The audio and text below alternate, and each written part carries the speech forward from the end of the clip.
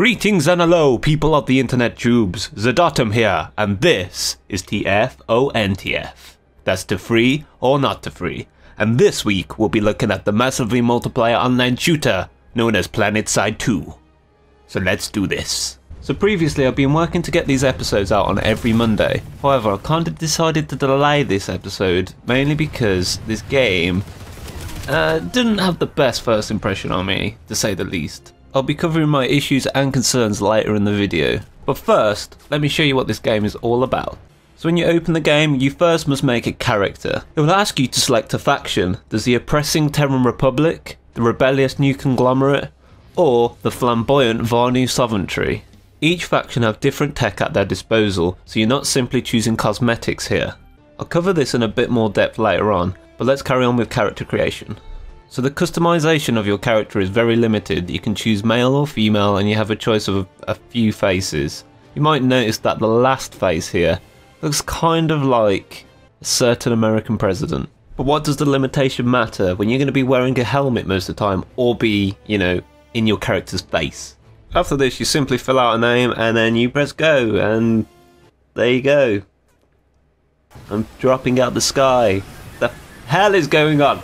This is where I'm going to point out my first issue with the game, performance. You might notice my game is jolting a little. This is nothing to do with my specs of my computer, this is the game's fault. I've actually set my graphics to minimum to counteract this. Apparently this is an issue with NVIDIA cards, and can be easily fixed by simply upgrading your drivers to the latest beta ones. This is a fix that I didn't try myself, but it might be worth a shot. Despite this, my performance did improve the more I played. So earlier I mentioned that the factions' tech are quite different. Each side's weapons react in different ways. The Terran Republic do less per bullet but fire quicker than say the New Conglomerate weapons. They are also slightly more accurate and have less recoil. I initially joined the New Conglomerate and did not get on with the weapons. This might be a case of personal preference, but if you ask me, their guns suck. The Varnu Sovereignty on the other hand use alien tech. As a result, their weapons don't have bullet drop and they have fast reload times. So I suggest if you want to enjoy the game, make sure you find a faction where the guns feel good to you. Otherwise you might find yourself getting frustrated with the gunplay. And I suggest not giving in to faction propaganda, with the exception of the Terran Republic, because their guns are best. But don't worry, if you do choose the New Conglomerate and you find the guns are really pants, you can always buy yourself a new weapon later on, which can possess the traits of the other faction's weapons. I'll cover this in more detail when we look at the cash shop. So as an infantry you have 6 different classes you can choose from. You've got the Infiltrator, the Light Assault, Engineer, Combat Medic, Heavy Assault and the Max Unit. So let's start by looking at the Infiltrator. The Infiltrator is essentially a sniper, has the ability to cloak and also use a tracking beacon to locate enemies with a minimap. This allows them to take out important targets from afar and also sneak into enemy bases to capture objectives. Next up is the Light Assault. They're commonly equipped with assault rifles and have the ability to use a jetpack. Because of this, they are able to get to high areas a lot easier than some of the other classes, making them great at flanking and getting the enemy off guard. These guys also have a large selection of grenades and explosives at their disposal. The Engineer is probably the most versatile class of the 6. Not only do they have access to several weapons, they also have specialised explosives such as sticky and fragmentation grenades. The Engineer carries an armour repair kit. This allows him to repair vehicles as well as max units out on the field. This makes him essential for a vehicle crew. And finally, the Engineer can place down a manable turret using the Advanced Construction Engine. This makes them great at point defence. Moving on to the Combat Medic. These guys have the ability to heal wounded players as well as revive dead players by using the medical applicator. Aside this, they also have an active that heals all allies around them, which can be toggled on or off. Aside being able to heal, they still function like soldiers, similar to the other classes. The Heavy Assault is the bread and butter of the workforce and my personal favourite. These guys are the only class who have the ability to wield heavy weapons, such as a light machine gun for taking out infantry or a rocket launcher for taking out vehicles. By using their personal shield they can withstand a lot of damage, and it is because of this that the Heavy Assault is the best choice for frontline combat. The final class is the Max Unit. This is a heavy armoured exosuit which allows the user to wield 2 heavy weapons. These guys are slow but take a lot of damage, and if needed they can charge forward for a short duration. The weapon on a max can be changed to suit their purpose, so if needed you could equip them to excel at bringing down infantry or vehicles. Like other classes, the Max Unit is the only class that costs resources to use, has a cooldown, and can only be repaired by engineers instead of being healed by medics. So what's the aim of the game? Well, it's simple. You need to capture as much territory as possible for your faction. The territory is spread across 3 continents, Indar, Amerish and Esmir. If a faction successfully controls the majority of a continent, they will receive a global buff for their faction. You can see this at the top of the screen. Holding territory also increases resource income for players. There are 3 types of resources: mechanized, infantry and aerospace. You'll see these on the right hand of the screen. Infantry resources are used for purchasing consumables such as grenades, and as mentioned earlier, they're also used for the max unit. Mechanized resources are used for ground vehicles. The Flash is the cheapest of the vehicles. It only can carry 1 person but is quick and useful if you want to get to your destination in a flash. See what I did there? Next up is the Sunderer. It is a hippie camper van capable of climbing hills but can carry 12 family members for a camping trip. Shut up, kids, or I'm going to turn this vehicle around. I'm trying to find somewhere near the laboratory so we don't have to trek for loads of mud to go there. The Sunderer is the most expensive vehicle, and this is due to the fact that with the correct upgrade they become a mobile spawn point. Sunderers are your friends, so protect them. The Lightning is commonly referred to as the paper tank.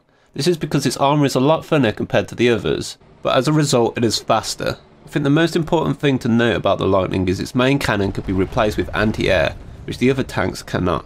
So all the vehicles I've mentioned up until now are available for all the factions. New Conglomerate have access to the Vanguard, a slow firing but hard hitting tank. The Terran Republic's equivalent is the Prowler, a tank that has the ability to deploy itself into a siege mode and gain a faster firing speed as a result. And finally, the Vonu have the Mag Rider, a hover tank which can strafe and use an afterburner ability to gain double speed for 3 seconds. All these tanks have a second seat for a gunner, and despite the inability to have anti-air on the main cannon, the gunner can fill this role. Moving on to aerospace resources, and yes, as you guessed, these are spent to obtain air vehicles. The Liberator is available to all 3 factions. It consists of a pilot and 2 gunners, which can be upgraded with a Zephyr, which essentially turns it into a bomber. Aside the Liberator, there is the Galaxy, which again is available to all 3 factions. The Galaxy is a giant air transport which has 4-man turrets. It can carry 12 people in total, which can all eject and land on the ground without taking damage. I did read that it could be upgraded to a mobile spawn point, but I haven't seen this upgrade in game, so I'm not sure if this is a feature that has been removed or not. The New Conglomerate's air combat vehicle is known as the Reaver, the Terran Republic's is called the Mosquito, and the Vonu is called the Scythe. All 3 fill similar roles but have varying handling and firepower, and can all be customised to suit certain situations. So handling an aircraft isn't easy. Some would argue that it's better that it requires skill to fly these things. But for me, who doesn't have much time to learn because he's too busy crashing, I dislike the controls. This is mainly down to what controls are located on the mouse and what controls are located on the keyboard. I'm not going to go too much into this. All I will say is if you want to get good at flying these aircrafts, be prepared to put in the time. So how do you capture a base? Each base has a control point within them. By standing by it, you will flip it over to your faction control. You can see this at the top of the screen. This will begin ticking down the enemy faction control and eventually increase yours until you capture the base. This can be seen above the minimap on the left hand side. Planetside 2 is a game all about logistics. To have a fighting chance of capturing these locations, you need a way to get into the combat quickly. There are multiple ways you can do this. First off, on the map you can often deploy to combat instantly via a drop pod. This has a cooldown however. Other things to look out for are Sunderer spawn points that players have set up, or galaxies waiting at nearby bases to transport you.